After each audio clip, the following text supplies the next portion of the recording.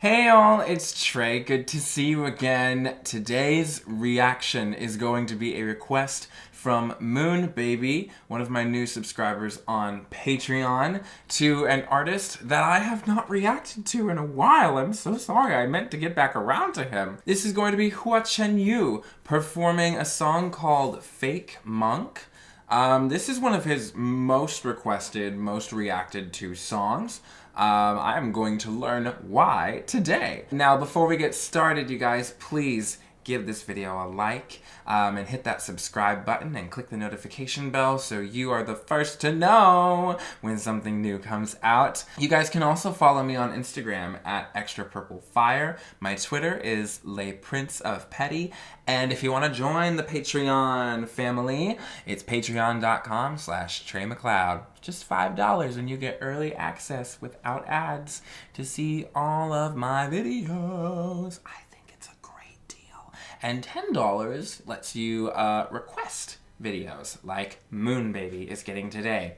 Now, without further ado, you guys, let's dive right into this reaction video. Moon Baby has very helpfully sent me a link that has an interview preceding the song as well as English subtitles. So we're going to be on the same page about what the song is all about and how it hits you in the gut, I hear. 我小时候因为家人的工作繁忙而自己一个人成长，导致我不愿意去跟人打交道。因为小孩子他最需要亲近的是喂他食物的人，这个人是他的父母。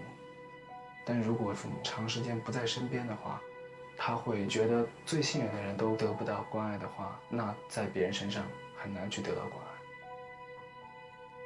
这些很多的因素会造就你明明其实很渴望有人来爱我，但是自己又会去排斥身边的人，其实很痛苦的。We're starting out. 写歌的时候是一种 We're starting out real emo. 因为我曾经亲身体会过这种自我矛盾、自我挣扎，我就想用我当时的那个感觉把这首歌表达出来。它这个词，我能在里面找到很多的共鸣，所以我在创作这首歌期间挺痛苦的，因为我要不断的去回想我以前不好的回忆。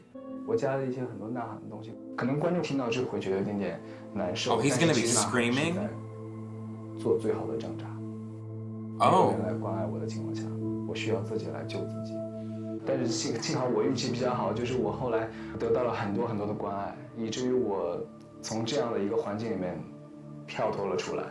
掌声有请，欢迎下一位歌手。所以我用一种反向的方式来让观众关注到，身边有这样的朋友的话，你需要尝试去走近他。他们可能心里面需要被关爱。今天花花没有穿鞋 ，He's not wearing shoes today. He's barefoot. They're right. Oh. 我也长袍，他也长袍，是不一样，完全不一样。一个是书生，一个是侠客。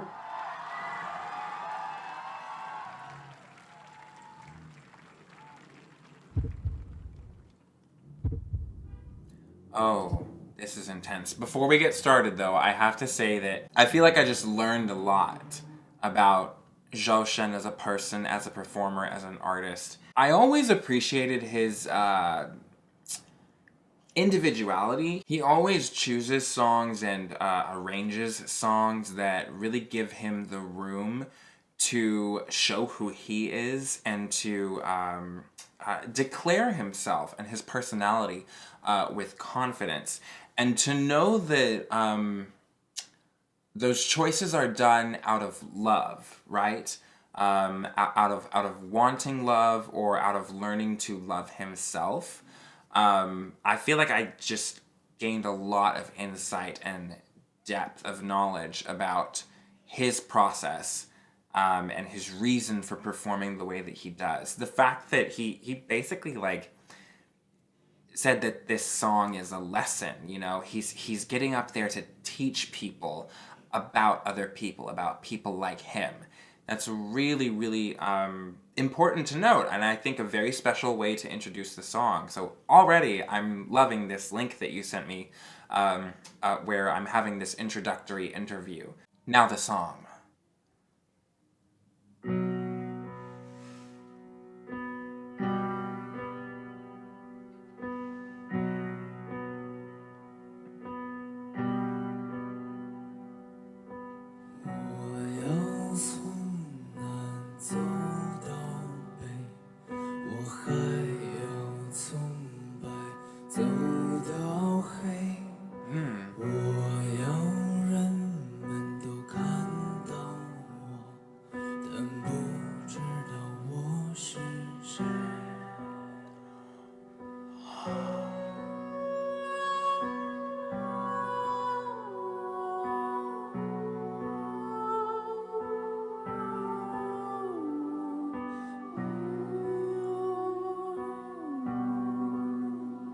Beautiful.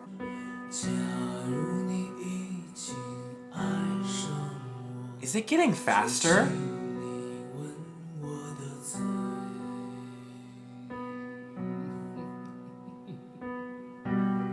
Oh, that's creepy. It's a little creepy. Hello?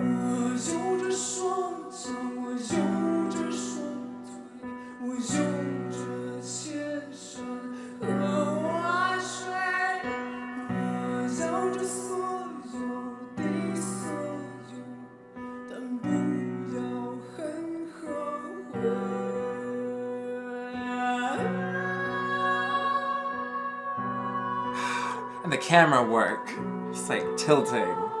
It's like, we're off balance here.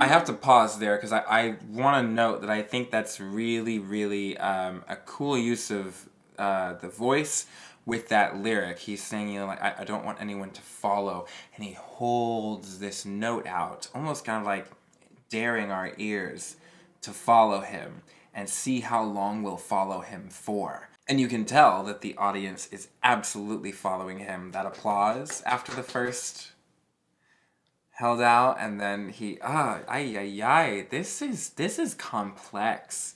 This is complex. Let me try and pay more attention to the lyrics, because I'm wanting to see like those references, those personalizations. You know, he talked about drawing from his experience as a child and putting that into the song.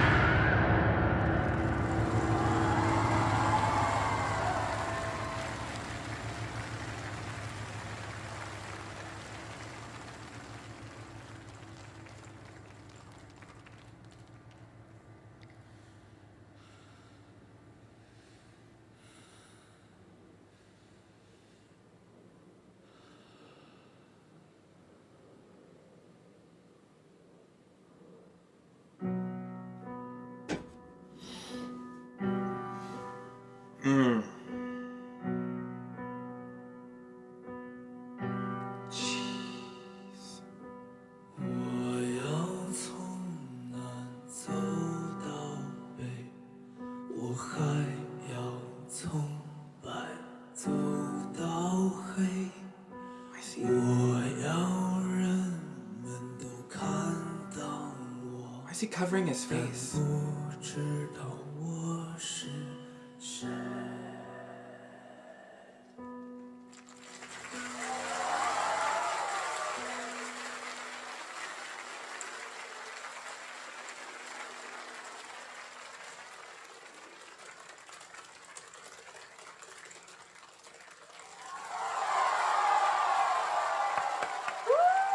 I just watched a man experience freedom,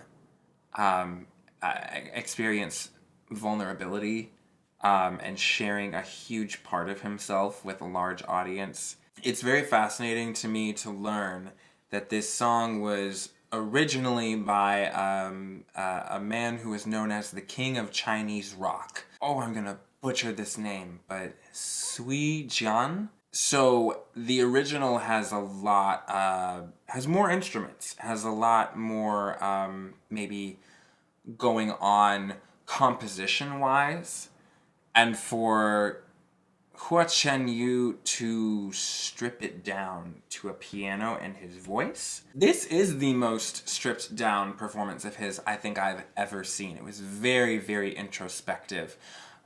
I felt like we really saw into him, like a scary deep into him at some points.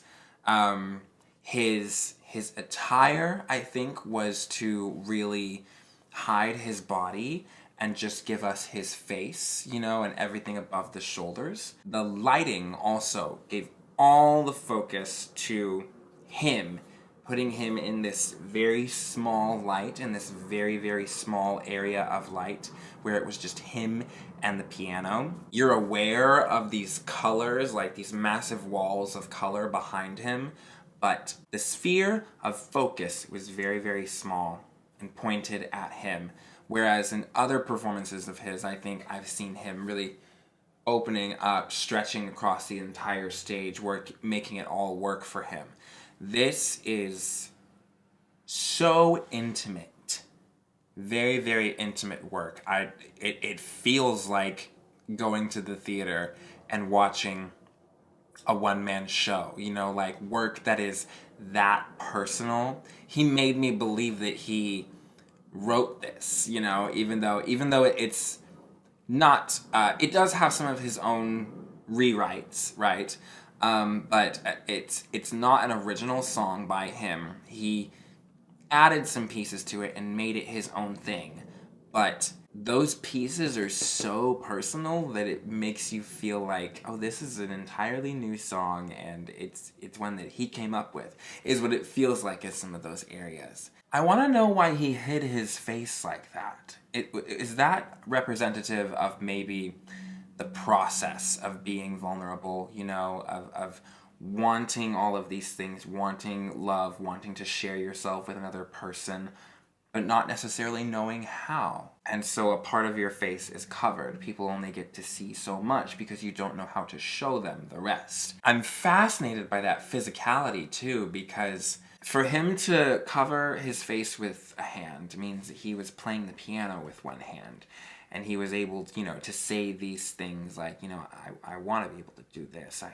And also be able to do this, and I want to be able to do this. But you feel that he's not able to go to that next level, to be able to do all of those things that he wants to, until he takes his hand off of his face and plays the piano with both hands. And at that part of the song, he just builds and builds and builds until he lets everything out. And once he has said his piece, and he hears the audience responding to what he has said, he covers his face again and goes back to playing the piano with one hand. It's like, you know, okay, I did my thing, that's enough for now. I'll go back to being private. Which, you know, relatable. Well, Moon Baby, my friend, I hope that you enjoyed it. And please, shoot me some messages on Patreon so we can, like, talk more about this song. I want to hear more of your thoughts about it. Thank you all so much for watching this video. Let me know what you thought in the comment section below. Don't forget to like, share, and subscribe. Send me more stuff to react to. And I will see y'all again very, very soon. Bye!